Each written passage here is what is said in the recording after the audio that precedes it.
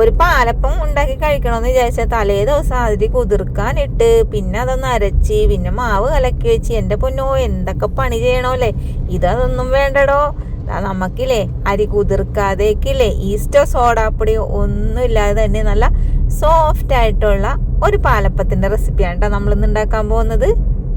ഇനി ഇത് ഉണ്ടാക്കാൻ വേണ്ടിയിട്ട് കേക്ക് അപ്പപ്പൊടിയാണ് എടുത്തേക്കണത്. ഞങ്ങൾ കേക്ക് പുട്ടുപൊടി, കേക്ക് അപ്പപ്പൊടി, കേക്ക് ഗോതമ്പൊടി ഇതൊക്കെയാണ് ഞങ്ങൾ ഉപയോഗിക്കണത്.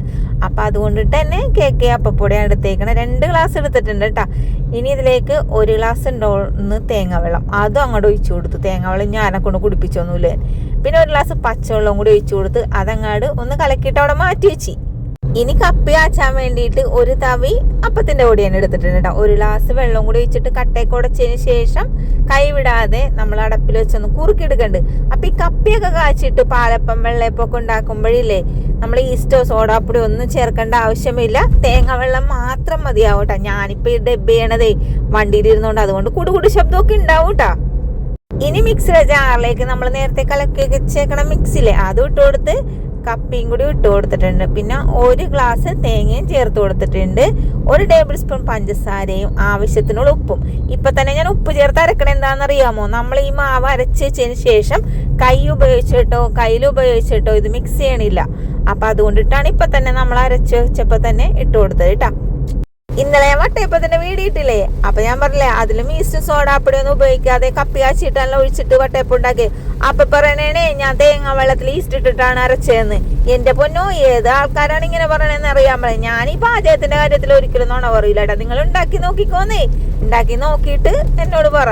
100% ഉറപ്പാണ് ഇതിൽ ഈസ്റ്റോ സോഡാപ്പൊടിയോ ഞാൻ ഒന്നും ചേർക്കാതെയാണ് ഈ ഒരു മാവ് അരച്ച് വെച്ചേക്കണത്. അപ്പൊ 2 മണിക്കൂർ ശേഷമായിട്ട് നമ്മുടെ മാവ് പൊന്തി കിട്ടിയത്. അങ്ങനെ ഞാൻ കുറേശ്ശെ മാവ് എടുത്തതിന് ശേഷം നമ്മുടെ പാലപ്പത്തിന്റെ ചട്ടിലേക്ക് ഒഴിച്ച് ഇതേപോലെ ചുറ്റിച്ചൊക്കെ പാലപ്പം ഉണ്ടാക്കണുണ്ട്.